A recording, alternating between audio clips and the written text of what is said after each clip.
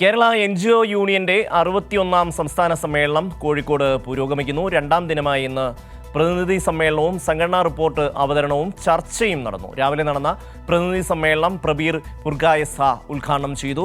തുടർന്ന് വിവിധ സെമിനാറുകളിൽ മന്ത്രിമാരായ KN ബാലഗോപാലും P രാജീവും ഓൺലൈനായി പങ്കെടുത്തു. റമീസ് ചേരുന്നു. റമീസ്, എന്തൊക്കെയാണ് സമ്മേളനത്തിന്റെ വിശേഷങ്ങൾ? കേരള NGO യൂണിയന്റെ 61ാം സംസ്ഥാന സമ്മേളനത്തിന്റെ ഭാഗമായുള്ള പ്രതിനിധി സമ്മേളനവും റിപ്പോർട്ട് അവതരണവും നടന്നു. സംസ്ഥാന secretary MA Ajith Kumar report അവതരിപ്പിച്ചു. ശേഷം ഗ്രൂപ്പ് ചർച്ചയും നടന്നു. പ്രതിനിധി സമ്മേളനത്തിന്റെ ഉദ്ഘാടനം NewsClick editor Prabir Purkayastha നിർവഹിച്ചു. ലോക്സഭാ തെരഞ്ഞെടുപ്പ് വിധിയും ഇന്ത്യൻ ജനത അഭിമുഖീകരിക്കുന്ന മോദി ഭരണകാലത്തെയും അതിനെതിരെയുള്ള പ്രതിരോധ പ്രവർത്തനങ്ങളെയും കുറിച്ച് വിശദീകരിച്ചാണ് അദ്ദേഹം സംസാരിച്ചത്. The people in this country have a basic right to life which is still being denied in large sections of its population. It would like to divide us in different ways. Why? Because divide and rule is the rule of an elite which does not want the people to be united.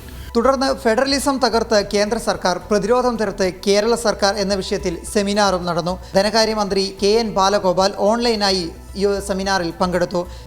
നമ്മുടെ സംസ്ഥാനത്തെ system strengthen ചെയ്യാനും കേന്ദ്ര ഗവൺമെന്റിൽ നിന്ന് കിട്ടാനുള്ള പണം അതാരും കിടന്ന് രോദനമൊന്നുമല്ല. ഇപ്പം നമ്മുടെ അഡ്മിനിസ്ട്രേഷൻ നന്നാവാൻ വേണ്ടി കുറച്ചുകൂടി മെച്ചപ്പെട്ട തരത്തിലേക്ക് നമ്മുടെ വരുമാനം വർദ്ധിപ്പിക്കാൻ, കിട്ടാനുള്ളത് കിട്ടാൻ ഒക്കെയുള്ള കാര്യങ്ങൾ കൂടി ചെയ്യണം. അതോടൊപ്പം തന്നെ ഓവർ ബർഡൻ ചെയ്ത് കഴിഞ്ഞാൽ ഈ സിസ്റ്റം തകർക്കുക എന്നുള്ളത് മുതലാളിത്തത്തിൻ്റെ താല്പര്യമാണ്. ഇപ്പോൾ ഇന്ത്യ ഗവൺമെൻറ്റും തന്നെ അതാ ചെയ്യുന്നത്. അപ്പോൾ അങ്ങനൊരു സംവിധാനത്തിനകത്ത് ഒരു മോഡലാണ് കേരളം.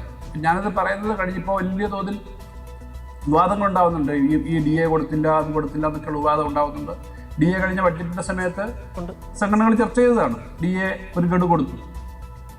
ഏതായാലും ജീവനക്കാർക്ക് കൊടുക്കാനുള്ളതൊന്നും കൊടുക്കാതിരിക്കില്ല എന്നുള്ള സർക്കാരിൻ്റെ സമീപനം ബഹുമാനപ്പെട്ട മുഖ്യമന്ത്രി തന്നെ കഴിഞ്ഞ ദിവസം പറഞ്ഞിരുന്നു. ഞാനും ഇത് പലതവണ പറഞ്ഞിട്ടുണ്ട്. ഇപ്പോഴും അതേ കാര്യം തന്നെയാണ് പറയുന്നത്. ശേഷം നടന്ന നവകേരളവും സിവിൽ സർവീസിന്റെ നവീകരണവും വിവരങ്ങൾ നൽകിയതിന്